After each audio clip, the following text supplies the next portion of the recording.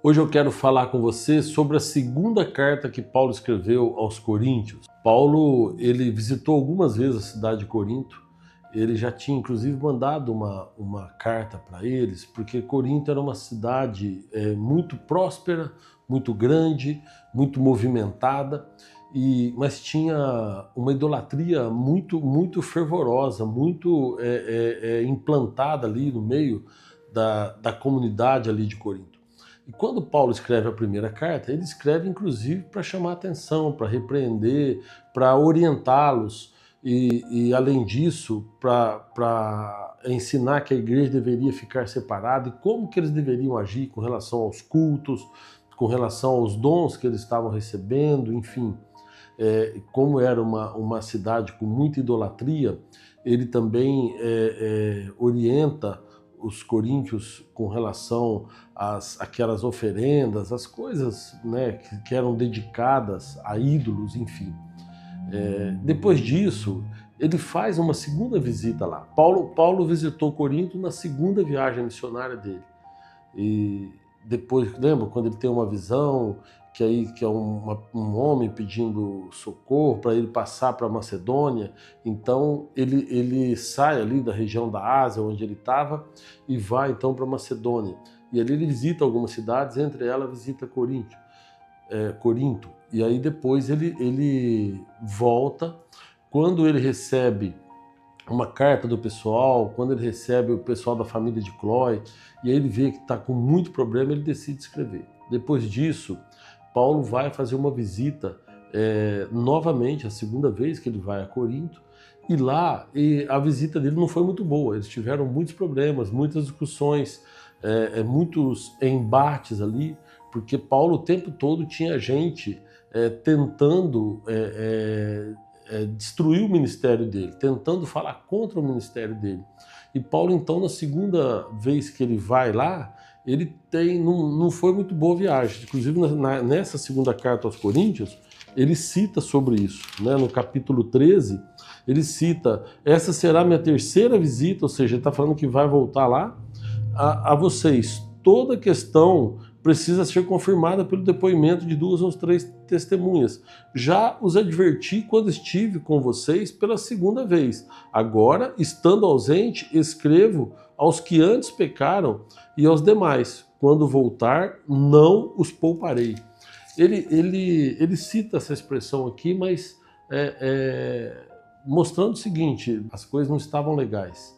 Apesar de que Paulo ele começa a segunda carta aos Coríntios encorajando os crentes, encorajando aqueles que estavam caminhando com Deus, porque a maioria tinha entendido a questão da primeira carta e a maioria tinha realmente se convertido genuinamente depois que leram a primeira carta aos Coríntios. Então sobrou uma minoria, e essa minoria ele repreende depois no final da carta. Então nós podemos dividir a carta de Paulo em 3. A primeira, quando ele fala aí um incentivo, encoraja o pessoal que está caminhando com Deus, né? A segunda, quando ele contesta essa questão dos caluniadores, essa questão de pessoas que colocam em xeque a autoridade de Paulo, e depois ele repreende aquela minoria que ainda faltava se entregar, ou faltava pelo menos ter o entendimento certo sobre a palavra de Deus. Então Paulo, como todas as cartas, ele começa se identificando, começa falando para quem que ele está escrevendo, né, e faz uma saudação muito especial, como toda carta ele faz. E ele começa então nessa questão aqui de encorajamento, falando coisas maravilhosas sobre a nova aliança, sobre a glória da nova aliança, né? Sobre enfim, sobre a nova aliança, sobre o perdão para o pecador, né? Depois, lá no capítulo 4, ele cita os tesouros em vaso de barro. Isso é maravilhoso, que ele fala que nós temos uma luz, né, que é a luz de Cristo, e essa luz ela está escondida em vaso de barro, que somos nós, porque nós somos morada do Espírito Santo, né? Então nós precisamos deixar aflorar, tirar essa luz de dentro desses vasos de barro. Então no capítulo 4, no capítulo 5 ele vai falar do cidadão do céu, né? Vai falar da nossa habitação celestial, né? Que também é uma coisa linda. Enfim, ele vai nessa palavra aí de encorajamento aos coríntios. Depois ele então começa a citar o sofrimento dele para falar daqueles caluniadores que estão colocando em xeque então a autoridade de Paulo.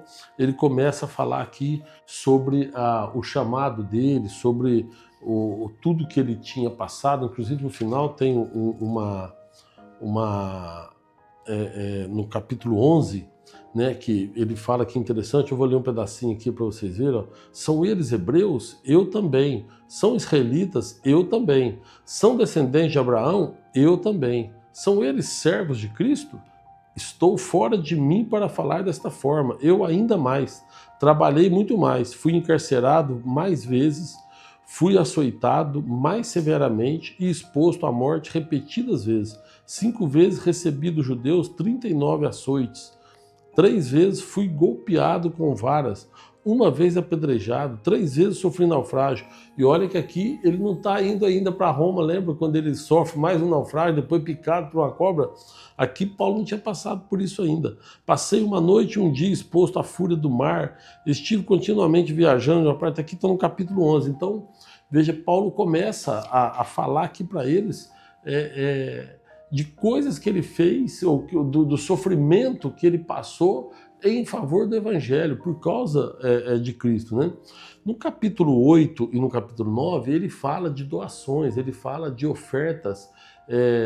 Ele cita aqui que o pessoal da Macedônia, só lembrando, Paulo ele escreve essa carta, a segunda carta aos Coríntios, quando ele está na Macedônia, provavelmente em Filipe. Né? Ele estava ali na região da Macedônia, Corinto estava na região da Caia, né?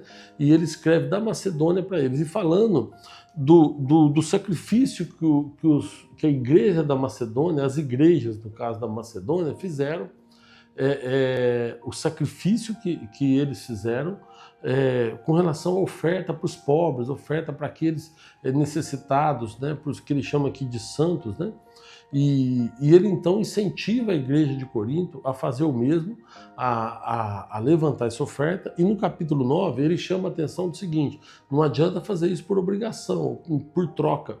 Vocês têm que fazer isso de coração puro, ou seja, aquele que realmente deseja, aquele que realmente acha que deve doar, que faça isso de coração, de bom grado, né? De bom coração. Ele fala: aquele que pouco semeia, pouco ceifará, e aquele que semeia com fartura também ceifará com fartura, né? E Paulo, ele fala também da visão no capítulo 12, daquela visão que ele fala do espinho na carne, né? Ele cita aqui, antes até no capítulo 11, da preocupação que ele tem realmente com os crentes, com as pessoas, e ele fala: pô, se vocês sofrem, eu também sofro. Se alguém se acha fraco, eu também estou fraco. Então ele vai se colocando nessa questão do sofrimento pela igreja. E aí depois no capítulo 12 ele fala daquela visão que ele teve, conheço o homem que foi ao terceiro céu e tal, que ele fala também do espinho na carne, no capítulo 12. Né? E no capítulo 13 ele faz ali algumas advertências finais e se despedem. Lembrando que ele fala muito de Tito, porque Tito foi quem trouxe para Paulo, primeiro, uma notícia boa, né, que muitos ali haviam se convertido, e depois falando dessas preocupações que ele deveria ter com relação aos caluniadores, a falsos profetas que estavam infiltrados no meio do povo, tentando desviar a atenção deles ao Evangelho. E Paulo também depois repreende essa minoria. E ele faz essa advertência aqui no capítulo 13, algumas advertências finais, mas depois se despede. No meio da carta ele fala também que está encaminhando Tito, que Tito está indo para lá de vontade própria, ou seja, de bom coração, e pede para a igreja recebê-lo bem, como irmão que é em Cristo. Tá? Segunda carta aos Coríntios, 13 capítulos. Espero que esse estudo tenha pelo menos te ajudado aí a você entender. A intenção aqui realmente não é explicar minuciosamente a carta, mas é fazer com que você entenda melhor quando você for ler a carta, ou seja, facilitar a leitura para que você realmente tenha uma leitura mais agradável e que entenda melhor quando você for ler a carta. Tá bom? Muito obrigado, Deus te abençoe e até um próximo vídeo.